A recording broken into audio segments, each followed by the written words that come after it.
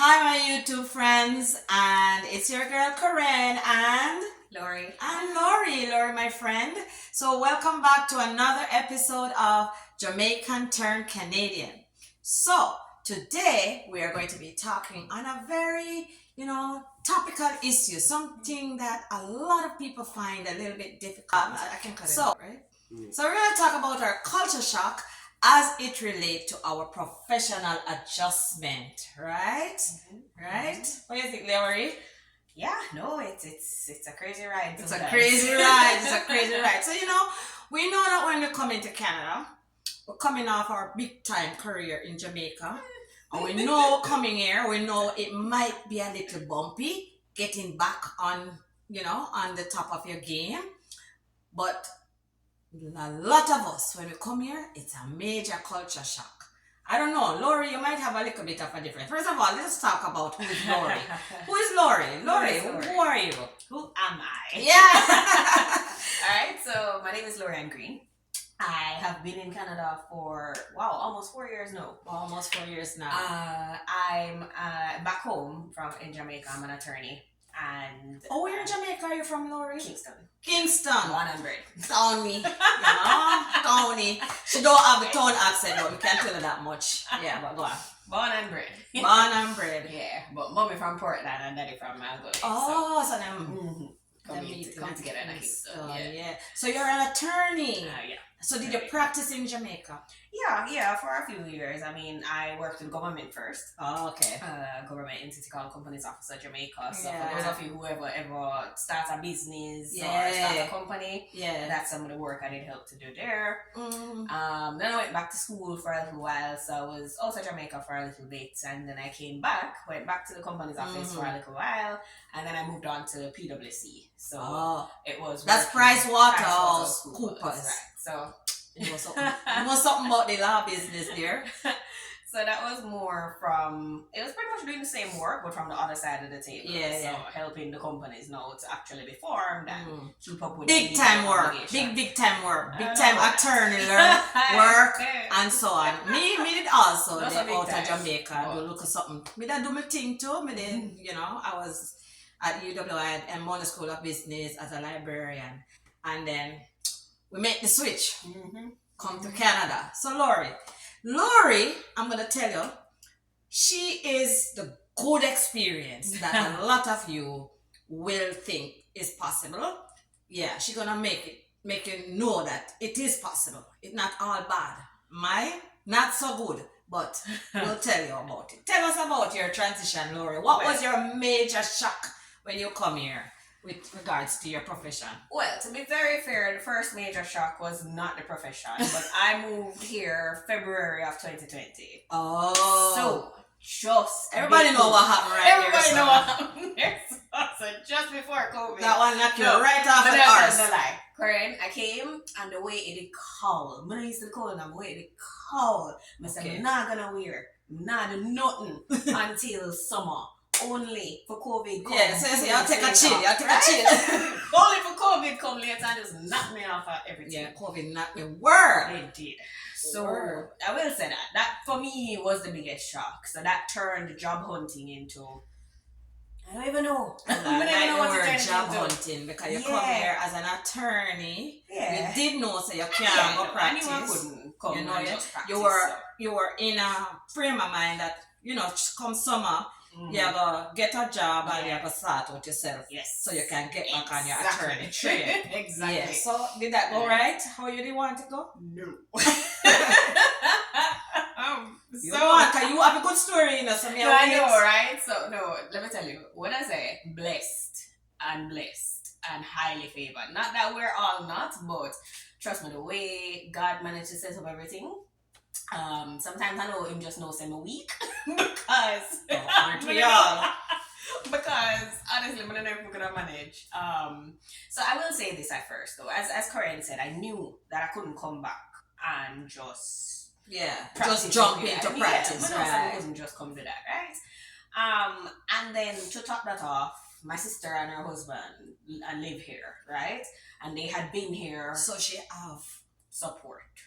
Like proper support. Right? Someone will say, I knew that they were there and they're still there, right? As my support. And I was able to come and live with them, stay with them, not have bills to pay like that. But they still have so you see, bills. that is a good thing that Lori have. I never have that. You see, when I come here with 3 little bambino. 3 little baby. The twins were 4 and the big one was 8, but he had a disability. So 3 babies I come here with. I'm a husband. I'm a husband go to school and me at work. Let me tell you something. Couldn't find no work. I couldn't find any job, and I was a librarian at the university, and I applied for all of these top librarian jobs and go and do all the interviews. None. You didn't get interviewed though. Got interviews. No. Top jobs, top librarian jobs in universities and stuff. Closed circle. Couldn't get no work. So I will say that was one of the things for sure though that I'm gonna say COVID did mash up, because for the entire I started earlier than someone because I realized COVID lived and things not going to go the way you planned, right? But I didn't hear a word. I said, so you applied for jobs, job applications day after day after day. Yeah, dozens. How much of time? Listen, that's the word. Dozens. I'm not kidding you. You're not sending just one application. You're sending dozens a day, right? And when you look on how many people apply for the one little work, 500, 600 job applications in and the one little work. And then again, a COVID, right? So enough people get laid off. So the job market just exploded, right? Yes. All the number of people who were hunting, just it was crazy, right? So you're not hearing nothing. I mean, sometimes you don't even hear rejection, right? Just silence. Like you think, so you just throw your resume and it fling out in the air. I don't know what to do either. No.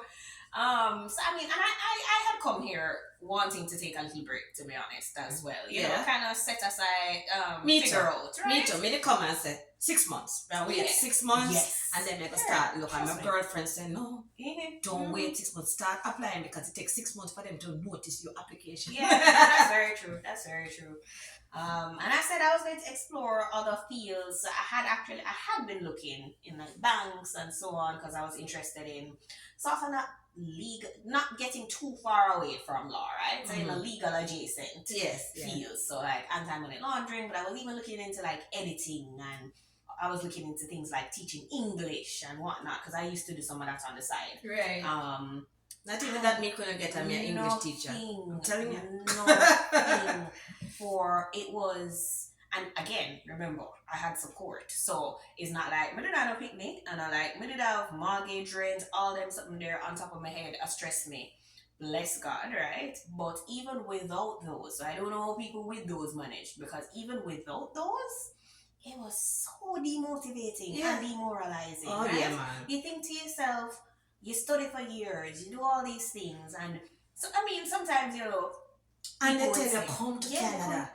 Come to Canada, we have jobs, we need people. They tell you that. Yeah, and I always try and just make sure it's right, and you're looking at everything. And I know COVID made it really difficult, right? But you hear other stories coming from years back, even before COVID, that it can be hard, right? Yeah. But so what you end up doing? Did you end up getting a job? I did. And how long after you started hunting? About a year. About a year after I started hunting. Let me tell you. So I started applying. So when things shut down in about March, that's when I started to really like look into things, right? Did not hear anything from anybody until December. Oh my gosh. And that wasn't even in response to a job. That's the worst part, right? So when I tell you, when you come here, people will say you need to network, but I don't think that's probably another culture shock. In a sense, I mean, Jamaica, we know that is links and whatnot still, but it's different. It's different. When I was in Jamaica, any job I applied for, I got it. That's how I would climb the ladder. Maybe because of the area you were in, right? I'm much younger than me, right? No, I did my education quick up, so I had the papers then behind my name, and any job I applied for, I didn't apply a lot, but I would move up the line that way, because you don't get in the company, you now move up in the company, you move out and climb the ladder. That's how I would do it, and I had any job I applied for that. So when I came here and I did an interview, I know me do well, Lori, and the people them call me and say, oh, you didn't get the job. It was a big shock for me because I'm like, what do you mean I didn't get the job, right? And then they would tell you know what they tell you, Lori? You need Canadian experience. Yes, no, that so I'm was... like, where they sell that? Where they sell the Canadian experience? Because nobody not give you the job. Forget the Canadian experience. And you come from Jamaica. Right? Oh, you gonna get Canadian experience. Oh, you have the Canadian experience. And then tell us, say, come into the country. We have jobs and we need you. But you don't have the Canadian experience. So we must get it. I mean, it's interesting, right? Because I think there's definitely one of those things to see is just the big difference between practice and theory, because the government, I'm not gonna say the government wasn't trying, right? Yes. You know, because then they tell people say they can't make that a condition of the job. Yes. Shortly when either when I just got here or shortly before, they were saying, oh, okay, you have to do away with the Canadian experience thing, but a lot of places find ways to get around. Yeah, they don't tell you don't have Canadian. They say you don't have enough experience. Right. I mean, did have 14 years experience and then tell me we don't have enough. And you kind of know to read between the lines, right? So I'm not gonna say some people not try. Yeah. But so what job did you get? I ended up getting a job in a bank. But honestly, I'm not to tell you the whole story. Yeah. Right? Because that's when I tell you that I saw the hand of the Lord, right? No, it's no joke, right? So, networking. Okay. Important. Yeah. You have to, and not just, Jamaicans, but come out of that circle too, right? Yes, link up with the people you know here, 100%, right? And try and get their connections, but branch out as well. Yeah, because a lot of times they have the same problem. So. And you need to find people who have been in that. Yes, you want people who've had your experience, but you also need to find people who are in the area working where you want to be, or at least have some knowledge and connections and can say, this is what you need to do, this is what you need to do, right? So 2 things I just want to tell everybody about to check out, right? 2 resources. The first one is Career Edge, right? Couple people. I did that one too. Yeah, I did that one. You get through with it? I did get an interview. I did get an interview, and that's a whole. I don't want to talk about that interview. And here's that's a whole major culture shock right in itself, right here. But I did get an interview out of that. I never got anything from Career Edge, but I will say why I bring it up is because my brother-in-law at the time had lost his job, right, and he was looking as well, and they had been here longer, so we actually thought that Career Edge couldn't apply for them, but it actually it does. It does. They don't for a certain So he actually got a job through them. Right? Okay. So and I know somebody else who came. I know people who do. Right. Yeah. So that's one. But the other one was this place called Culture Link, right? And it's like a new person welcome sort of environment type thing. And they set me up with like a mentoring, a mentor.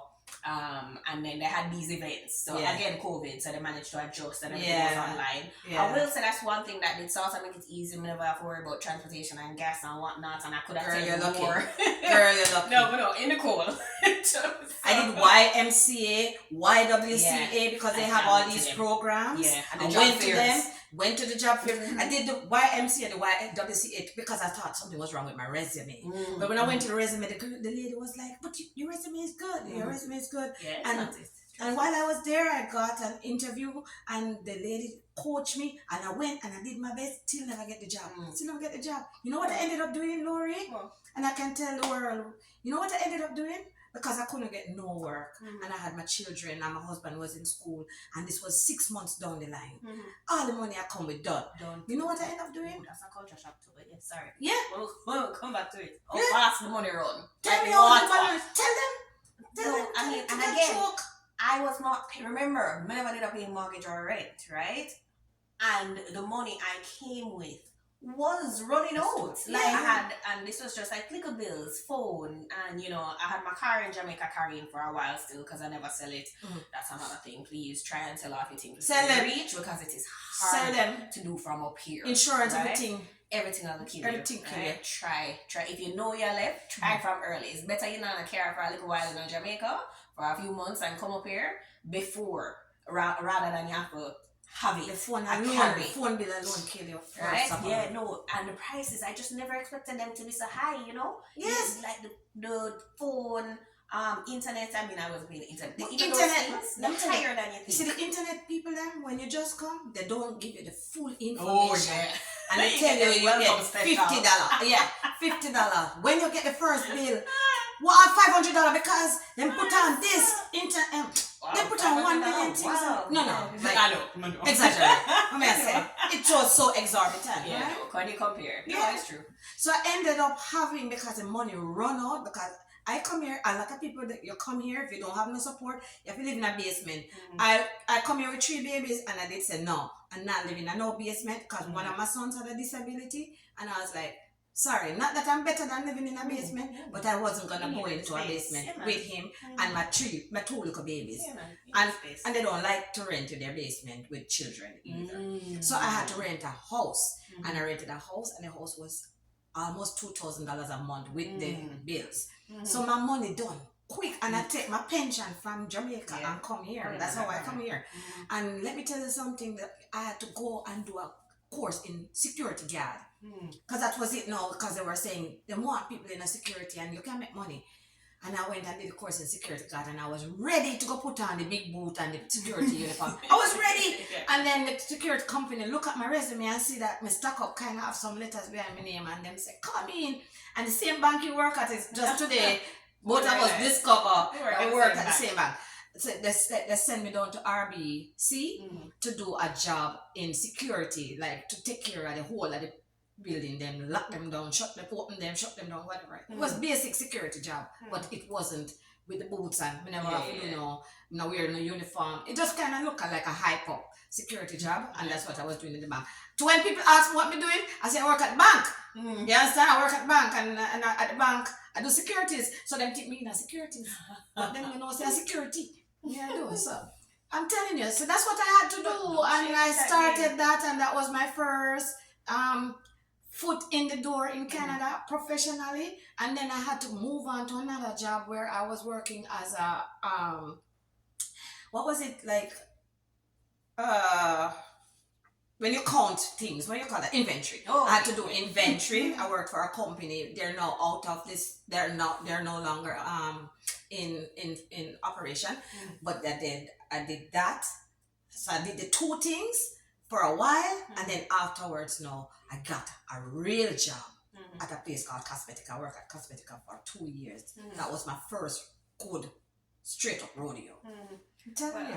I was looking. My first job out of the gate was good, right? And God is good for that. And is again the networking, because through one of those mentoring events, right, met this guy who was just so I was just connected because he had some connection to Sagicor back home, right? And in the actual event itself, you know, he took interest in my resume when I said, oh, this is what I want, and he had connections with banks, and he was like, you know what, you are such a good sport in that like a mentoring group, in the networking group, right, event. He's like, I'm gonna introduce you to some people, right, and I'm not gonna lie to you, and I feel kind of bad, but I never really did believe it. No, honestly, I think, all right, I'm just a sister, right? I'm just a try to be nice. But sometimes they try and they can't help you. Yeah, but you know, no. And I'm sorry I thought that in the first place, but he called me like a week later and said, send me no, I had sent it through the job, the place that had done, hosted the event, right? Called me a week later and said, hey, you know, let's talk. And so we talked again, and like properly this time, and he connected me to people, like enough people. I mean, it still took a while, and at the same time, I got some other connections from that mentoring group as well. And the mentor, she connected me to somebody at Scotiabank, but RBC ended up working out first, right? That's good. Yeah, so the networking, really important. Find some of those welcome places. It's a slog sometimes. I'm not gonna tell no lie. The job fairs, the all the resume sendings, the cover letter writing, the this, the that, the that, the this. But I was so are you now back in your...